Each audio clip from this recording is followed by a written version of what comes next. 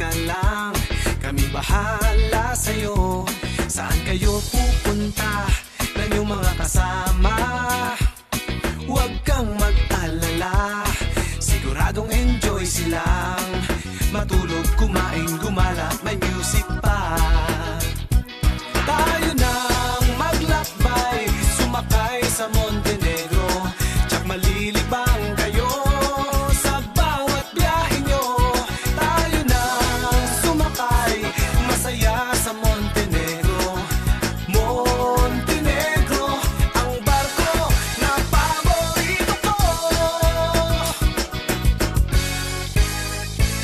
Isang pamilya tayo dito sa Montenegro.